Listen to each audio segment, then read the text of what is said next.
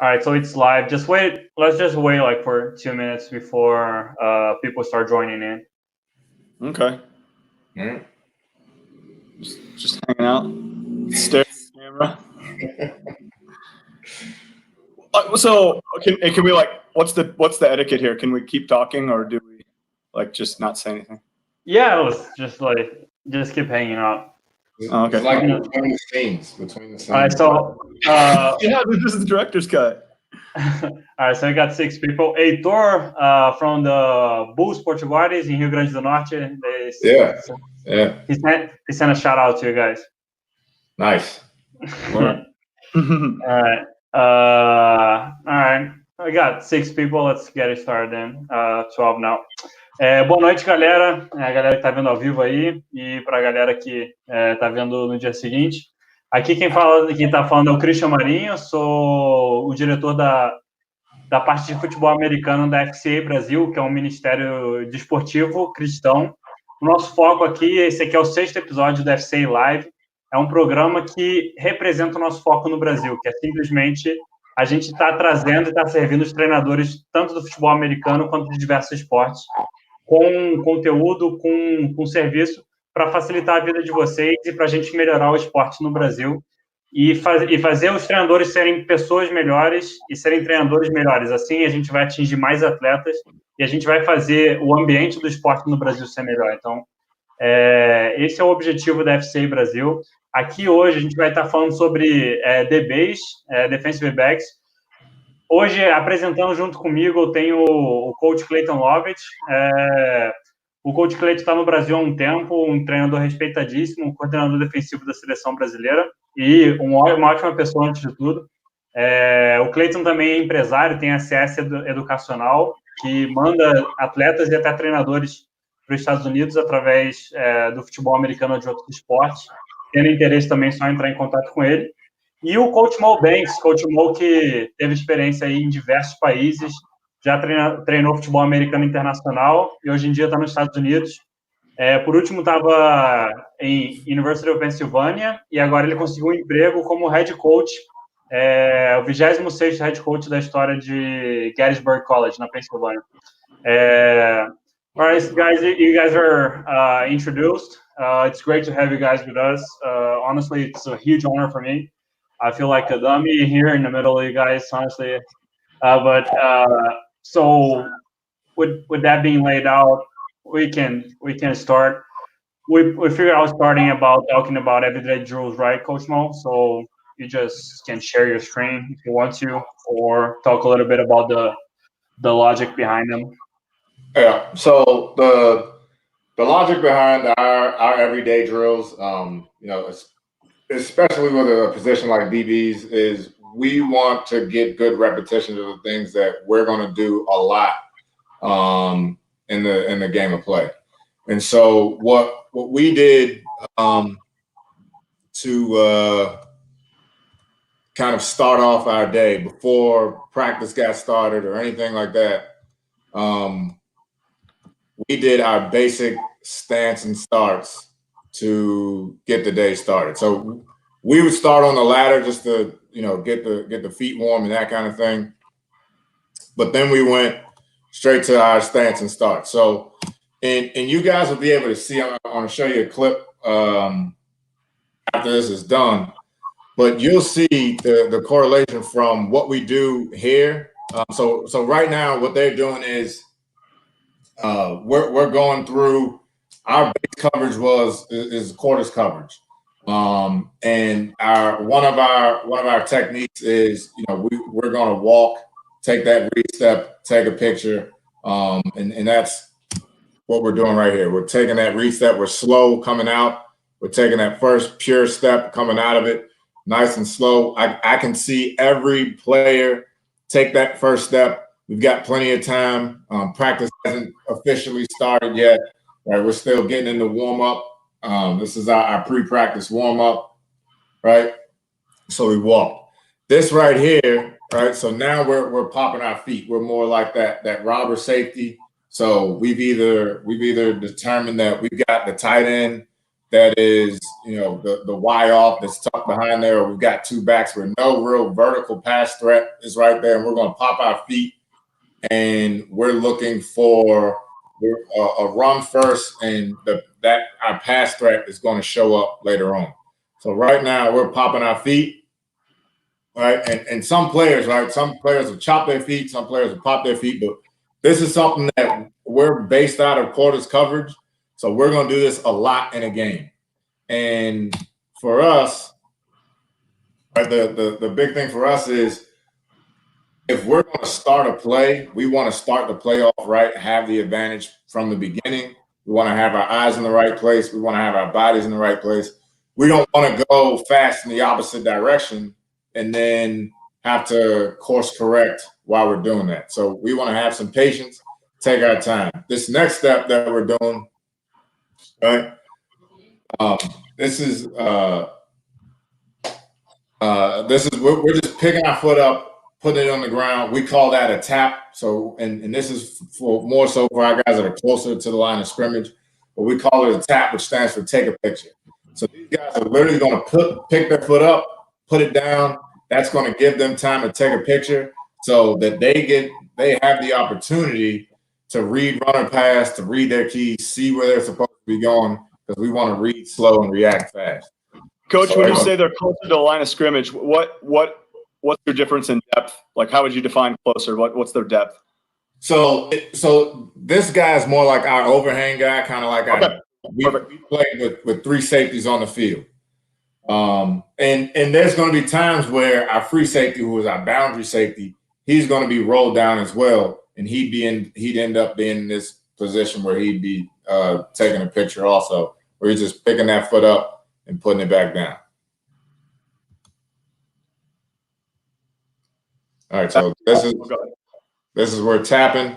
They're tapping, taking a picture, right? They're not going anywhere fast. Tap, take a picture, tap, take a picture. Nice and slow, very easy. And then we got into ball drills. What question did you have for me, Clayton? So you used a couple of terms, bounce and buzz. And when I hear coaches talk a lot about getting those feet moving, sometimes another thing on the head, you don't want guys moving in the wrong direction. But do you have a preference on your bounce versus your buzz, or when it's not the take a picture guys, when it's the guys that appeared they were moving 2 feet, do you have a specific technique that you want out of that, or are you just saying get your feet moving but don't move away from the play for no reason? Yeah, so we basically we gave them those two options. Some guys like to buzz their feet because some guys have been trained to do that already. For me, it was more so we want you to be able to sit there, not move anywhere fast, get your feet moving to be ready to react. But take that read step and see what's going on before you react. We don't want you going anywhere before you know where it is that you're supposed to be headed. So that's kind of the thought process behind that, because some guys will come in and they already have their technique down where we're getting the same thing accomplished. So some guys they'll buzz their feet and you'll see guys look like they're hot feet ready for up downs, and some guys have that bounce. Thanks, Coach. And to our coaches in Brazil, I think one thing sometimes that we can do with great intentions, but that can lead to error is we hear a great coach like Coach Banks say, I do this technique or that technique, and because we want to do the best for our players, we emulate that, but we don't have the why. We don't really have a because for doing that. And what a key takeaway I have from hearing Coach Banks say this is he almost reverse engineered that technique that they taught, meaning they want these guys to be able to do something specific. And the reality of his players is a lot of guys coming out of high school are going to be taught one or the other, and they both function the same way for him. So he created that technique where there's flexibility for the player because it's functional. There wasn't he didn't say that he saw it on Monday Night Football somewhere and decided to do it. He had a real reason for doing that. Thanks, Coach. No problem. And that goes with a lot of things that we're trying to get done because, unless you're playing at a place like, Alabama or somewhere in the league where you basically can say, we're going to take this type of player and this type of player only because this player is good enough to be at this level, and he's exactly what we want, because they're going to be different players that have different strengths and different weaknesses. So what we're trying to do is put them in a position to be successful. We might have two safeties that are completely opposite. We might have that physical guy who his way of playing man-to-man is a little bit different than the guy who's slight-footed and can run around and can move. And so what we try to do is give them tools to put in their tool belt to get the same job done, just different ways of doing it. So you're building some of those things for your players around your evaluation of their strengths. Yep. So it's more of the goal of what we're trying to get done and what they're good at doing to be able to do that job. And there's some things that you just can't get around. Like, there's some basic fundamentals that we want to teach, that, these are the fundamentals that how we go about doing things. But if there's places where you have guys that are already good at something that can carry over somewhere else, like popping your feet and buzzing your feet, to me, I'm not going to lose my mind because I've got one guy popping his feet, one guy buzzing his feet, but they're both standing in the same place and got their feet moved. So that's kind of the thought process behind it. But right here, so this play is a I kind of got lucky. This play is a pretty good picture of all of those techniques being put into use. So if you watch, he's one of our safeties right here. So we play with three safeties and two corners. All right. So he's the guy that's going to tap. He's going to tap, take a picture. He's that overhang guy that's closer to the line of scrimmage. He's going to take that pure step, walk out, and read, right? Because he's essentially playing man over deep on this number 2 receiver. And this is the guy that's going to be popping his feet. So his vertical threat is tucked back there behind his tackle. So we're saying that his vertical threat is not as much of a vertical threat as this detached number 2. So you'll see him. He should start out flat-footed, pop his feet, read, run, or pass, and then go where he's taking. Right, he's going to take a picture because he's got this. He's walling 2. 2 can't go inside. So if you watch this, we go on here. So we've got him taking a picture.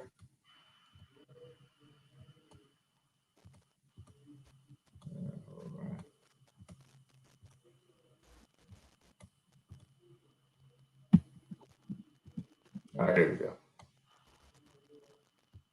So we've got him taking a picture. We've got him walking out. Right, he might be a little fast.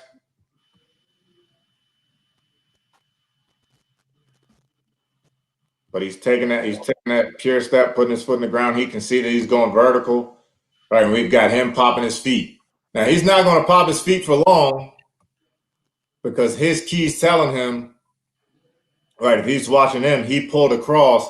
His key's telling him, right, his run responsibility is gone now. He's looking for passes or to add in on the other side of the ball because we got a pull going, right? So he's still going to pop his feet. He's square. But this is the way the play is going to start for us. So we really emphasize, how the play starts and being good at the start of the play, because that's where the play is won. If you get off to a bad start, it's going to be tough to recover from it. You got any other pre-practice or everyday drills that you want to share before we move on to some other stuff? I don't have any film to share, but the biggest thing that I think that the stuff that you want to do every day, at least for me, the way I kind of went about building our everyday drills that we would do, we took our base coverage and we said these are the techniques that we're going to use. And in our base coverage, some of our man-to-man stuff that we're going to use a lot, the coverages that we use the most. And this is for the secondary, so it's a lot to do with coverage. But our everyday drills were the footwork that started those plays. And so that was just the start. We showed you guys the start, but the footwork that went through it. So we would back huddle, break down 45, back huddle, open our hips up and break back down. But that's just kind of the way we built our everyday drills to go, the things that we did the most in terms of footwork in all of our coverages. Awesome. To me, not only one of the greatest guys I know, but one of the best people to teach football at an international level, because you have such a breadth and depth of experience from where you've played and coached at a high level, but you've also lived it and seen some of the realities of international football. And I just think that the way that you're able to synthesize information to a wide variety of coaches is such a strength, and something that's really valuable for us here tonight. And with that in mind, if you want to dip into what we're going to talk about with Cover One techniques and overall coverage, and how it can relate to the not be able to go to practice 5 days a week with a full staff and full players, with all those different types of limitations, and maybe start out with some key points to you decide what you want to run and how, and then how you plug all those principles in and install and teach those things. Yeah, so I mean, being being immersed overseas and having to figure out how to coach it and put a defense together and that kind of thing. For me, it was taking what I thought that we could develop, because I think you're going to get good at whatever you practice. And so whatever we could practice the most and kind of plug in the most, that was what we wanted to install in our defense, because there's not going to be, like you said, you don't have the guys that are going to be able to show up to every practice. You're not going to have a lot of practice time. It's not like, college football where they're going to spend 40 hours a week working just with football and sitting in meetings and that kind of thing. And so for us, it was, we wanted to plug in some techniques where we could train, we could train the DBs to be able to play 3 techniques. Maybe it's man free, it's some form of a cover 3, and something else to kind of complement those things. But if we could get you to play 3 techniques, and we can teach you these 3 things every practice, so whenever you show up, there's simple few things that you have to go over. And now what we're trying to do is plug those in so that those 3 techniques you're going to be able to see versus a lot of different offenses, so a lot of different looks, and so what the issues are with it, what the issues are with the defense, where the holes are, where you're protected, where you're not protected. So what I try to do is just simplify things as much as I could so that the coverage would still match the front. We could teach some of the coverages and change some of the front so that we could mix and match some pieces, but it wasn't too complicated where now I'm teaching guys how to do 10, 12, 15 different techniques. And that's hard to do on any, especially when you don't have the same amount of time. And so simplifying the techniques to a couple different techniques and then figuring out how those match up with what you're able to teach. One of the big things is just knowing what you're able to teach, because if you don't feel comfortable teaching it, the players are going to know that, and they're not going to have a lot of confidence in what it is that you're running. And so building off of what you know and being able to, because if you think that you don't want to run man-to-man because, you don't have the players to run it. But if they run it every day, they'll get better at it. And sure, you want to have something to complement what you're running to protect the guy so you don't know that he's in man-to-man all the time. And that's with any defense, you want to, have complements to what you're running so teams don't know what you're running, because you could run the best defense, but if they know you're running it, then you're going to have some issues. But that's how, when we're looking at building defense, that's how you want to build it. If you do it every day, you'll get good at it, and then you're going to have your compliments to go off of it to protect some guys and not let offenses get the jump and move on from there. Exactly. And what we're going to do for the rest of the night is we're going to take your an example that you can share of some man coverages and do just that and kind of extrapolate that over the next 40 minutes to show coaches how these techniques work and how you teach it and everything else. But before we get to it, I'm going to throw it your way, and I'm going to ask you to give the disclaimer for us. And the disclaimer is this: like, there's lots of types of coverages. There's lots of techniques within coverages. Those things can differ between, anywhere from the boundary to what yard line the ball is on, to the down and distance, and even within, man, there are different types of man techniques and different types of man coverages. And as simple as that might sound to some of our more advanced coaches that are listening, the neat thing that Coach Chris has done is opened this up for everybody. And I think that, again, you have this gift for speaking to the beginner coach and speaking to people at the highest level. So I'll let you give the disclaimer about this doesn't mean carbon copy everything we talk about tonight and say that that's the only coverage and the only defense that exists, and some things that coaches can be aware of in those regards. Yeah, well, it definitely is not. There's definitely no one way to do anything. There's no best way to do anything. If there was a best way to best coverage or whatever to teach it, then a lot of people would be moving on up really quickly once they figured that out. For me, when I think of a technique or a coverage or anything in terms of what we're trying to install, it's more so what pieces do we have, what are we capable of doing in terms of the techniques that we're installing. So if we think about our let's just take, because we're going to go over man free. So we're talking about we're going to go over some man free. We're taking how we're going to play man free, who's going to be playing man free, and what that technique is going to look like. And so when you think about what you're installing, so the answer for us to protect guys in man free was our cover three. And we did have a couple of ways of playing that cover three, but the cover three was the answer to protect us from being stuck in man free, people uncovering the fact that we were in man free and taking advantage of those matchups. And so how we aligned in our man free was exactly how we aligned in our cover three.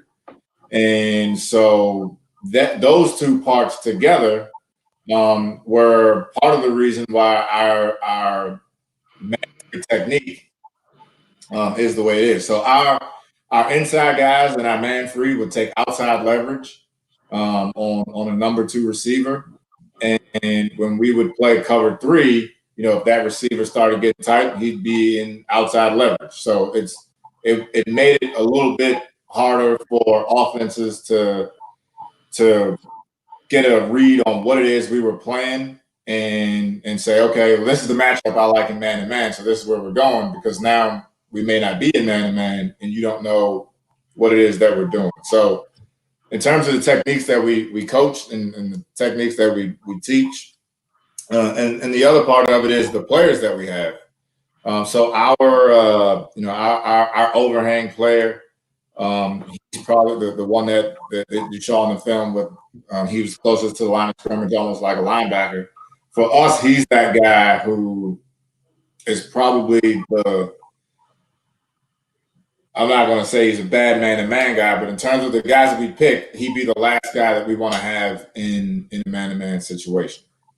And so our technique for our post safety, the guy who's over the middle, that is where he leaned first. We always had him lean to what we call the spur. A lot of people call him the Sam or the Rover, but we had that post safety lean to him to help. And then he's working back to the middle of the field. But that's where his concern was whenever there was a detached two on that overhang player, because that's the matchup. And in terms of teaching it, we were teaching the overhang player he's outside leverage, right? We're getting him to the post player. So if that guy's taking an inside release, we're working to that outside shoulder, right? And we're getting him to the post player. And I can start sharing the film from here.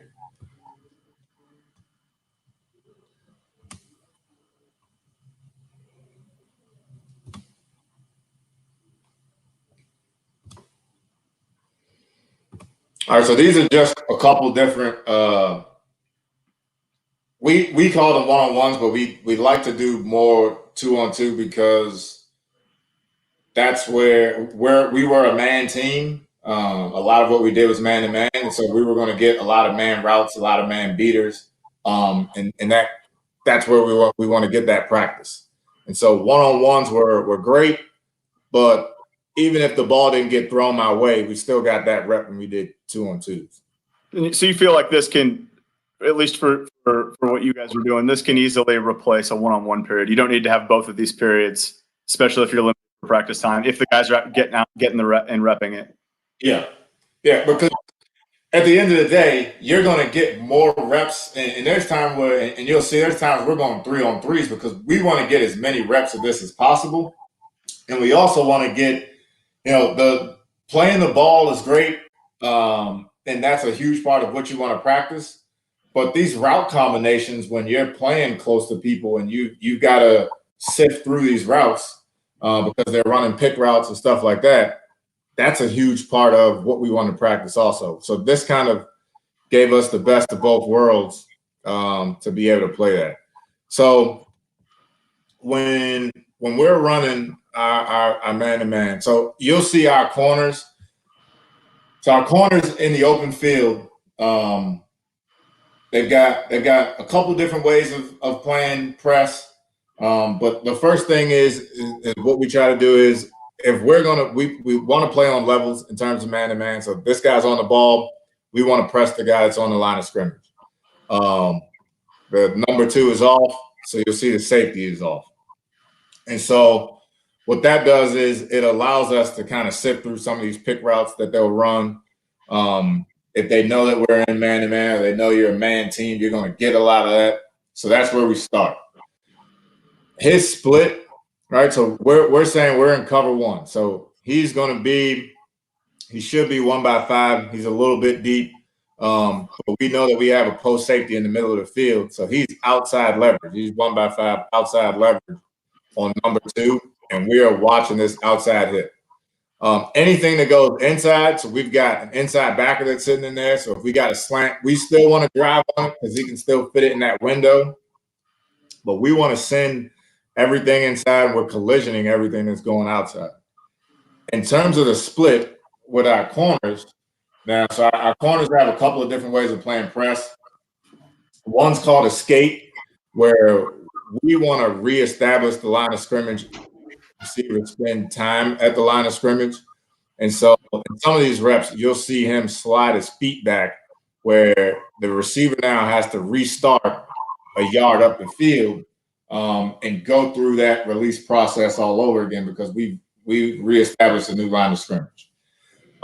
And then we have what's called a hard press. And so we are staying at the line of scrimmage, and we want to keep that receiver at the line of scrimmage. And usually when we do that, we're doing that because we're either down in the red zone and we want to get on his hip right now, or we've got 2 receivers that are close together. And what we don't want to do is allow this receiver to work up the field right now and pick off the safety. And so even within, go ahead. Go, you're good. So even within the exact same call and coverage, you might have everything else is the same. You're maybe going to have a different technique of that coverage for your corner and for other players on the field based on what you consider to be the red zone or when they're just going up the field, not in the red zone. Exactly. So if this receiver if he's on the hash, the number 2's on the hash, and he's at the bottom of the numbers, we're thinking, we're probably not going to get a pick. We're probably not going to get a rub route. Now this corner's thinking, I want to play my regular skate technique. There's no reason for me to play a hard press unless in his one-on-one matchup, he's using those different tools in his tool belt to help him be successful. So he might have, used his skate technique a couple times already and decided, hey, I'm going to change it up and give him a hard press and get hands on him to throw the timing off. And that's something that, we kind of coach those guys up to do. And the better they get at it, the more leeway you'll give them. But starting off with one way is definitely a good way to do it. Teach them how to do it.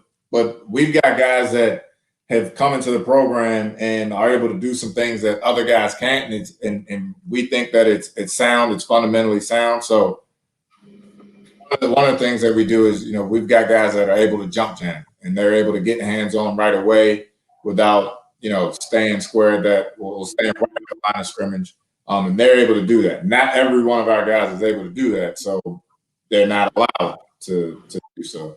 I think we got a quote. Finish your topic here, but I think we had a question about something that you're on from Coach Aitor. Do you remember that? Okay. Yes. So the question is how to teach dividers for the corners in man 3 and how to teach them for quarters. So our dividers are more so. It's not necessarily based on man free and quarters. For us, in terms of the divider, it's where the receivers are in terms of what we're playing as a divider, and then we've got the rules in terms of where we want to play. So our divider rules with the ball being in the middle of the field were the bottom of the numbers. So if right now we've got the quarterback with the ball in the middle of the field, and this guy's on the bottom of the numbers, he's sitting on the divider.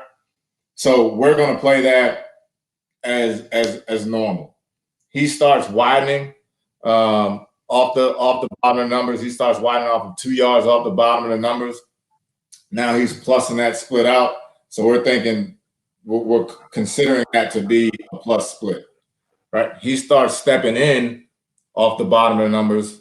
He's reducing his split down like he's doing right now.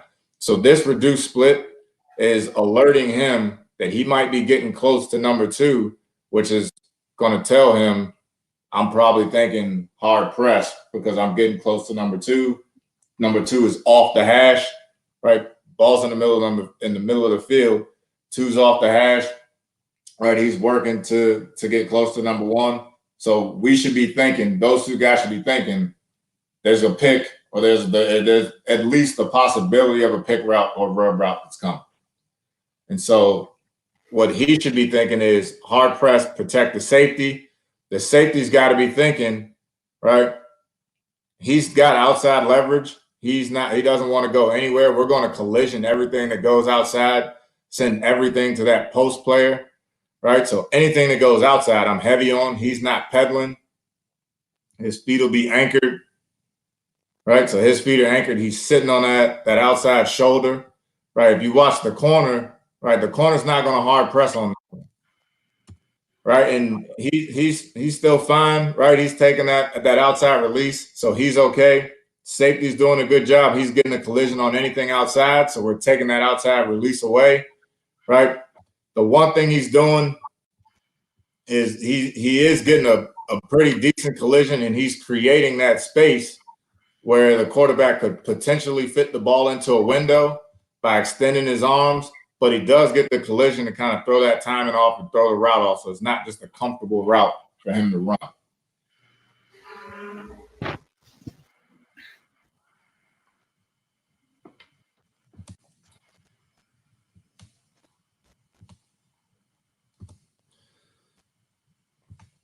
So you'll see on this rep, right, our corner, which is a huge thing corners like to do, is especially in press nowadays, they're dropping their hands.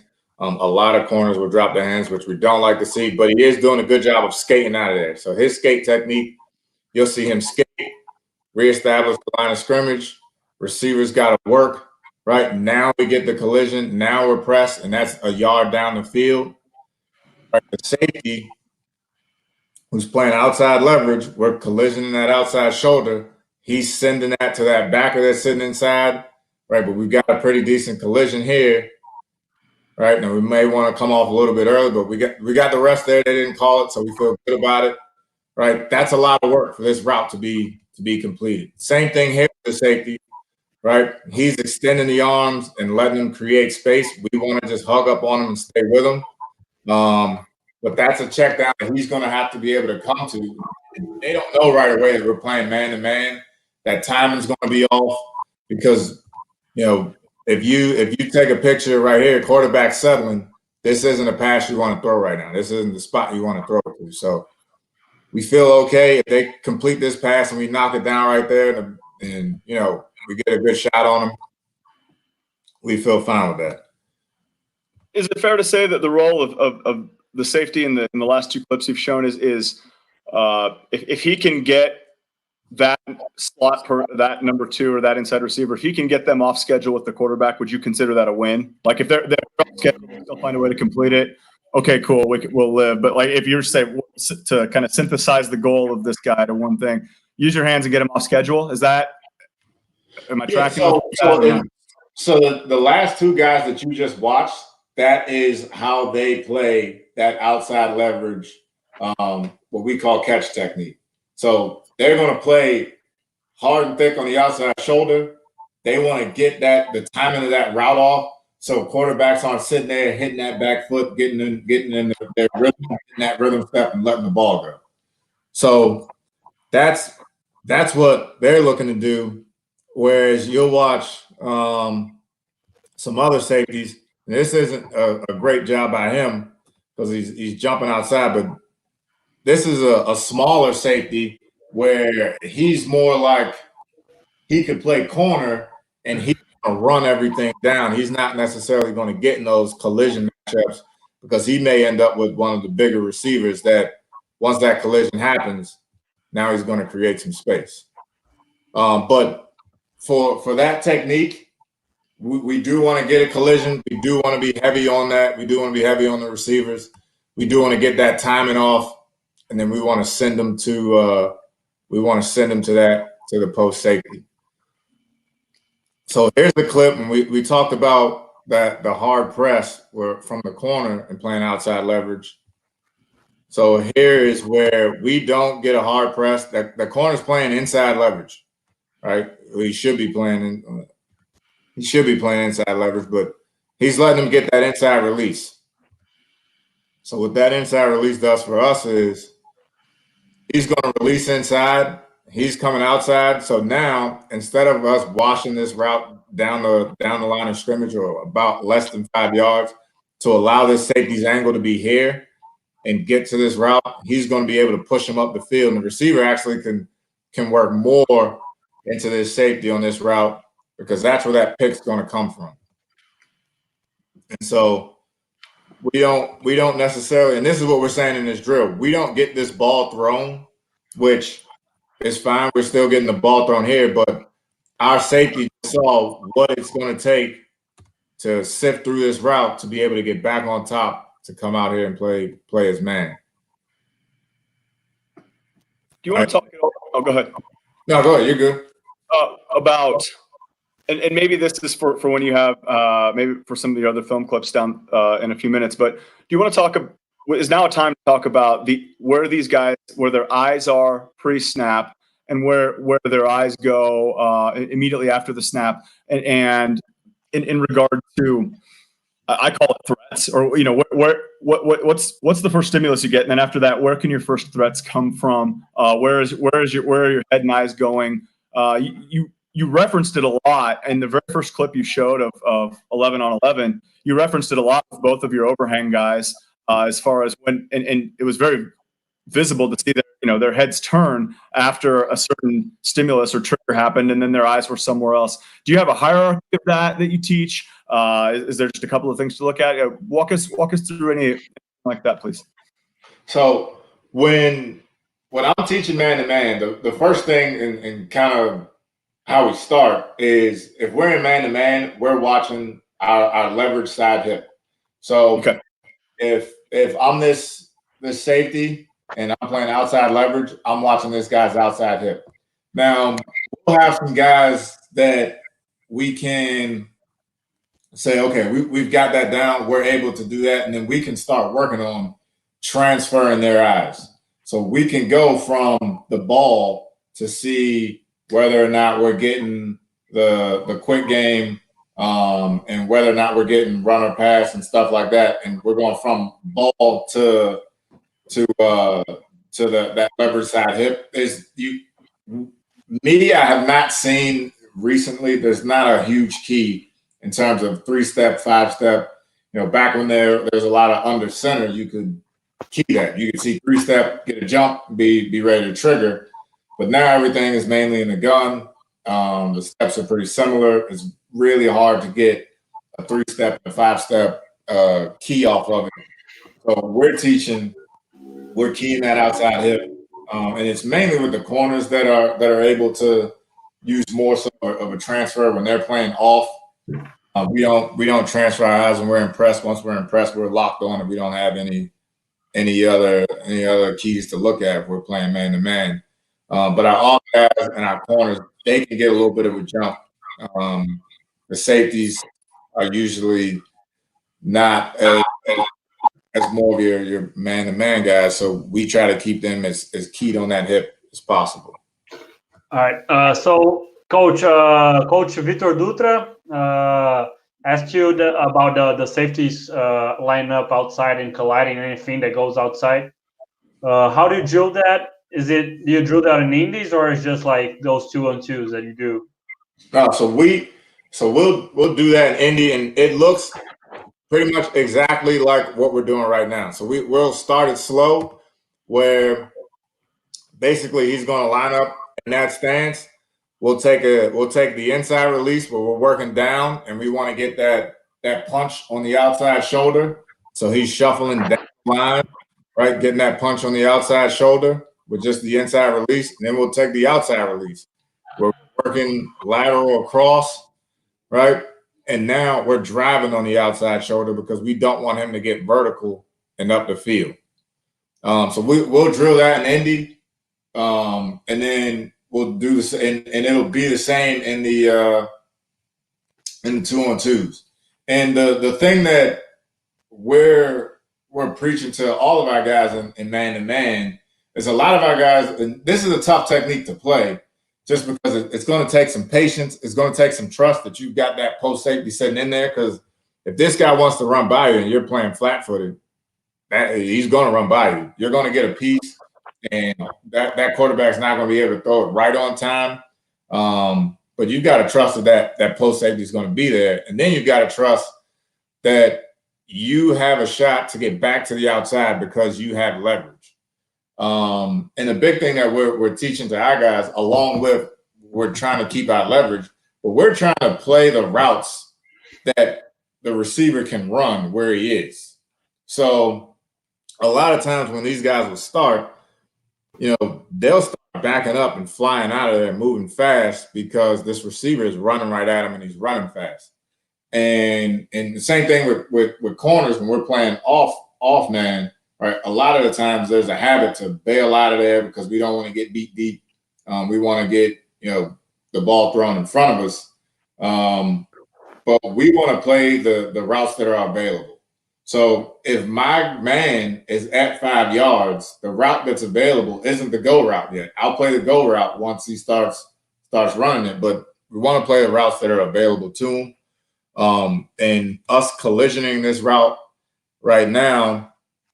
Right, he may be running the go route, but I'm trusting that I've got the post player sitting there. And I'll show you a couple of game clips.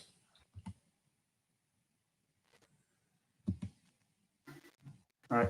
So just as you're looking for it, Coach Heitor asked another question. It's just if there's a difference in alignment or technique between the DBs on the boundary versus the DB on the field side, or it's just like all the same cues for it.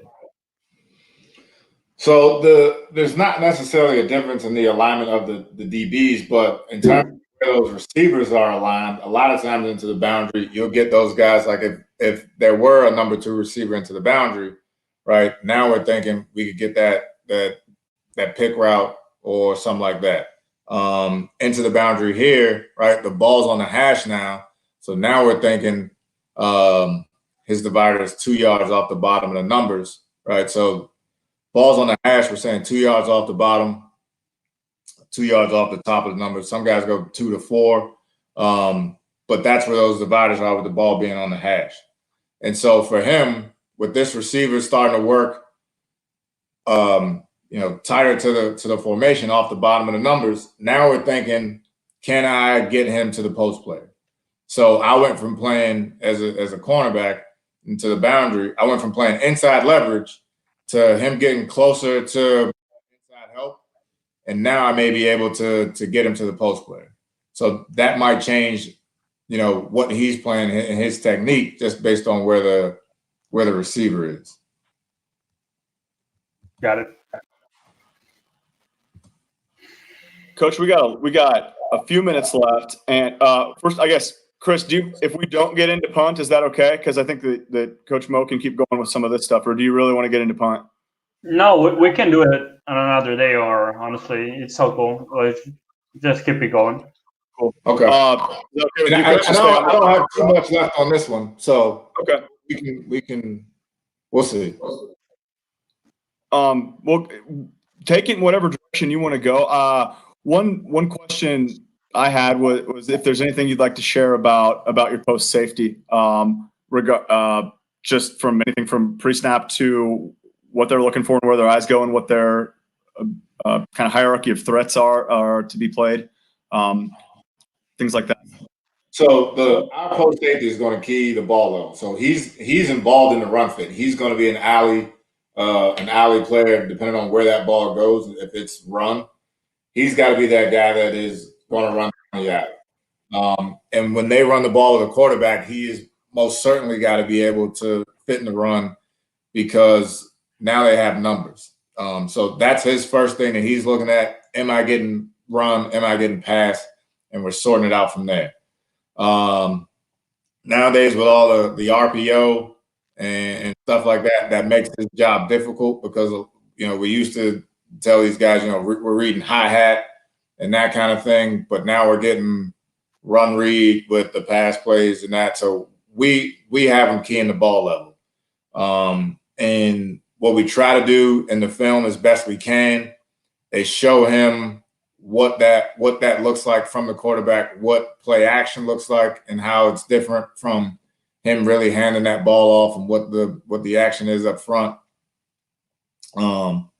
But that's what he's looking at. And then his second key, well, not necessarily second key, but his threat, and it's pretty obvious. His next threat is the guy that's closest to him, which is going to be the guy on the hash. He's going to work to get to the middle of the hashes. But his next threat's going to be to get to the guy on the hash. Now, this play in particular is a little different because he's getting sprint out.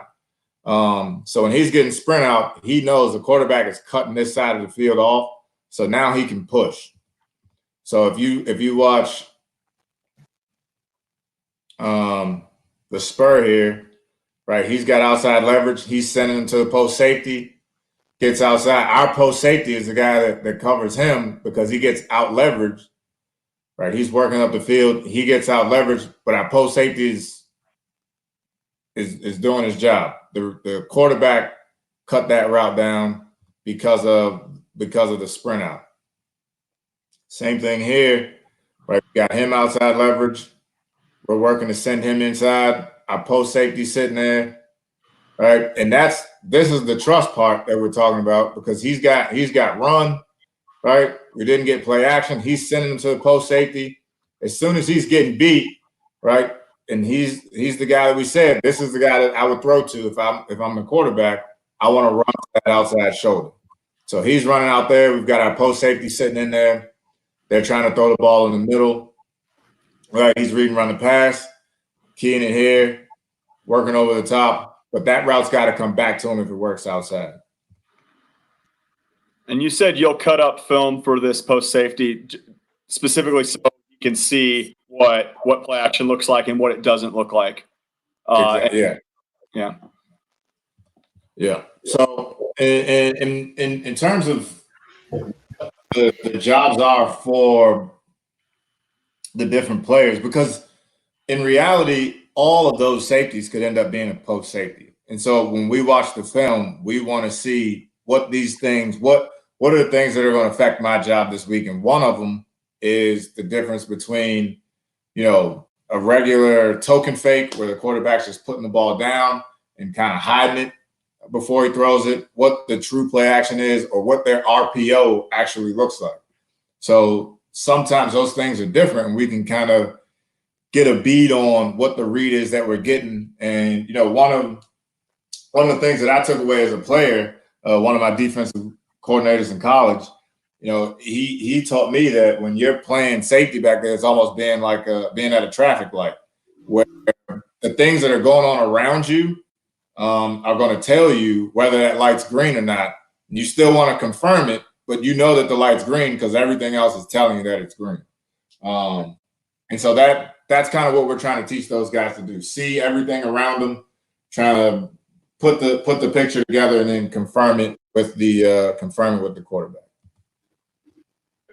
Is it fair to say, Coach, that even at the level you coach at, where everybody's practicing all day, every day, lots of reps, a lot of attention to detail, you've still been able to find quarterbacks, even at the college level, that have a different, their token fake looks different than an actual give, looks different than a lot of things.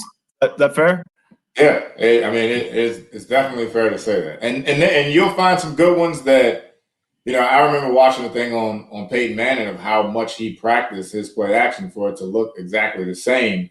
And you'll find some guys that can do that, where the play action looks the same. But it's tough to look down the field and know you're going to be throwing the ball and really commit to getting your head in there and making sure that you've got that handed off.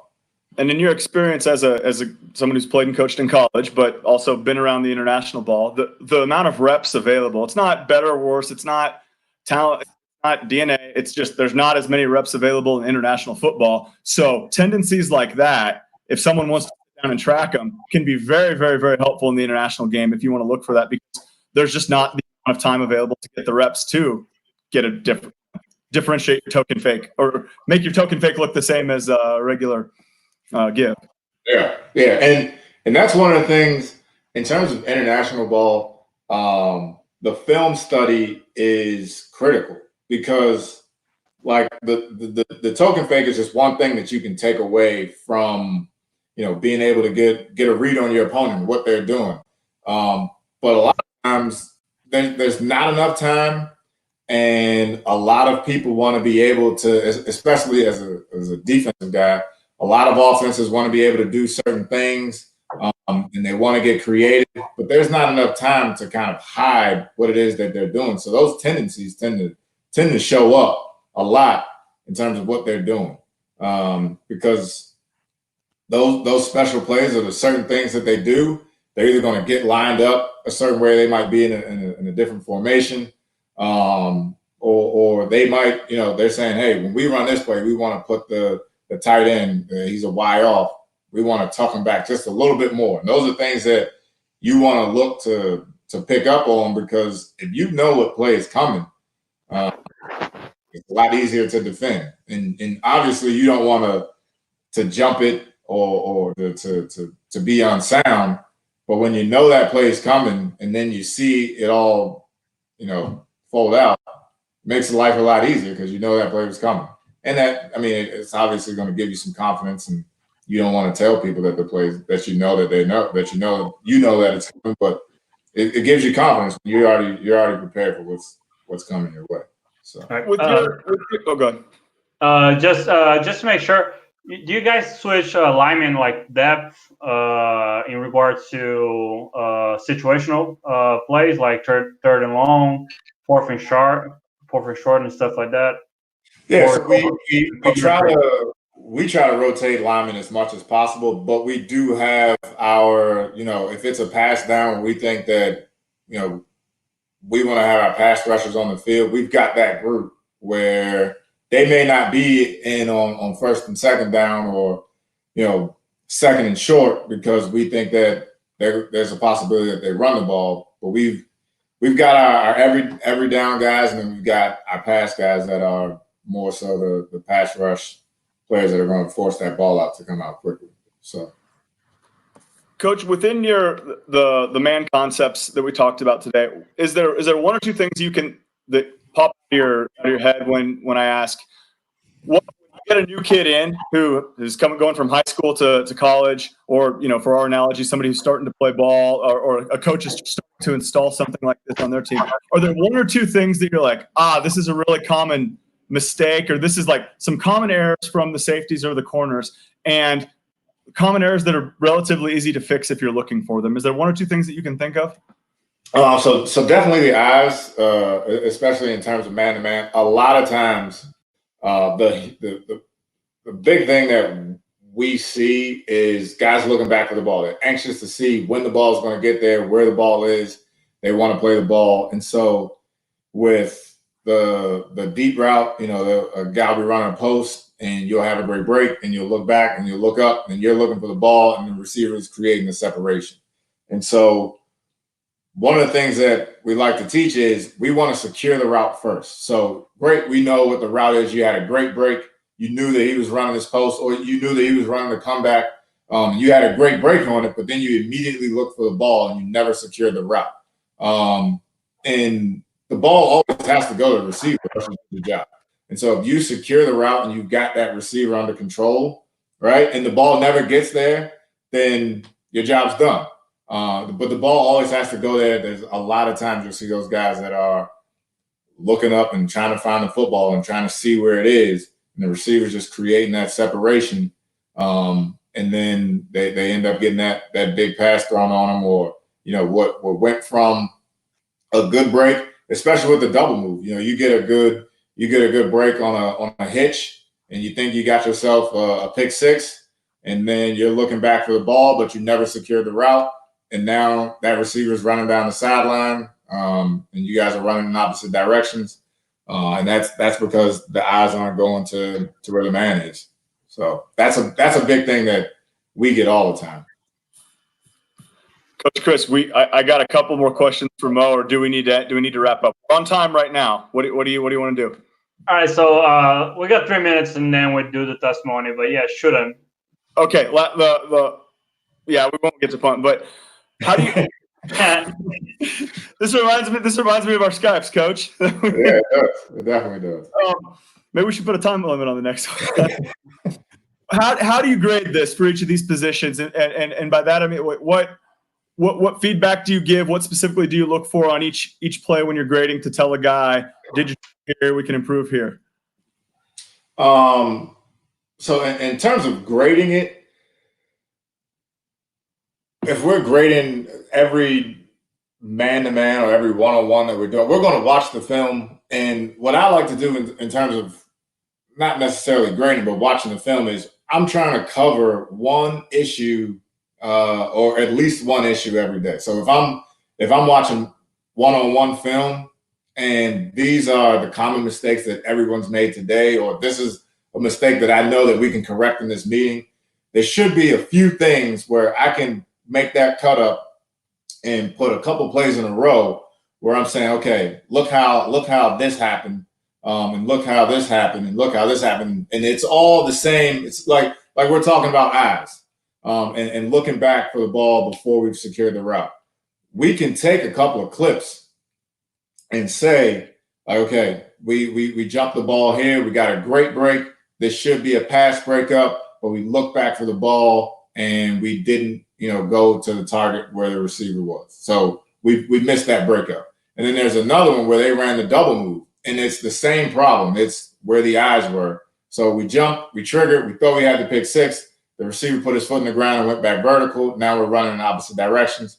So now it's the same thing with the eyes. So it's not necessarily grading it. We'll grade any type of crossover, or like we got a scrimmage or a game. We want to grade that in terms of their whole body of work. But in terms of man-to-man, and we're running man-to-man, you can coach them after every play because they're going to come back to the sideline. They're going to be over there with you, and you can kind of talk them through what they saw, what happened, what the receiver did, what they can do better, and kind of get their feedback on what it was that they, what it was that was going through their mind during that play. Thanks, Coach. Thank you too, Chris. So we gotta wrap up here. Sadly, it's just like just a little quick 5 minutes, just a little testimony on your faith and what you think God has done for you and how God has helped you throughout your career and maybe it made you a better coach or a better man. Well, my faith is a big part of what I do. I like to think that it is portrayed in the work that I'm doing. And I know that God has played a huge part in my life, just in terms of the people that he's put into my life, the opportunities that I've had.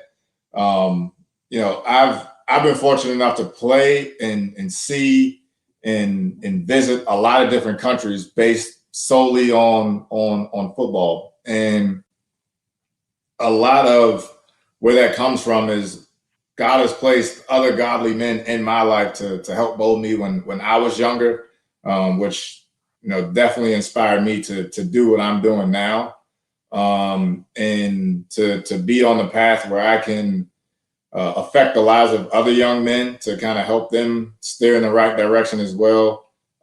It's definitely something that I know that God's put on my heart, and I hope that I'm an example and that God kind of comes through from the work that I'm able to do and the product of men that I'm able to help work with.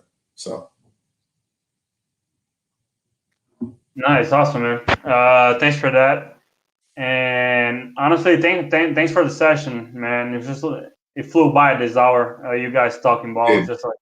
But I didn't chip in a lot. I'm more like an offensive guy, but it's just great to learn like firsthand.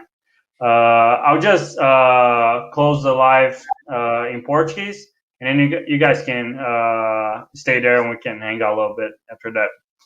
Galera, muito obrigado aí em português agora. Muito obrigado para quem ficou até o final. Semana que vem vai ter mais live, a gente vai estar com esse projeto aí, fazendo lives pelo futuro próximo, só vamos diminuir um pouco a frequência, a gente vai estar fazendo uma live por semana. Acompanhe a gente nas redes sociais, no Instagram, fca.brasil. Curte o vídeo aqui, quem está vendo, se inscreve no canal e fica atento para as próximas lives que a gente vai estar trazendo treinadores brasileiros também. E o foco é realmente estar trazendo conteúdo para a comunidade. Qualquer dúvida que vocês tiverem sobre o nosso programa, ou qualquer dúvida que vocês tiverem para falar com o Coach Banks, vocês podem mandar, que a gente conversa com ele direto. Coach, just to make sure, do you have any contact information in case anybody has a doubt for later that you'll be available? Or, Yeah, so my Twitter and Instagram is @Coach Moe Banks. You can shoot me a message there, and I'm pretty good at getting back. So @Coach Moe Banks and on Twitter and Instagram. Oh, it's Mo with an E, right? Yep. Got it. All right. Sweet. Valeu, galera. Boa noite.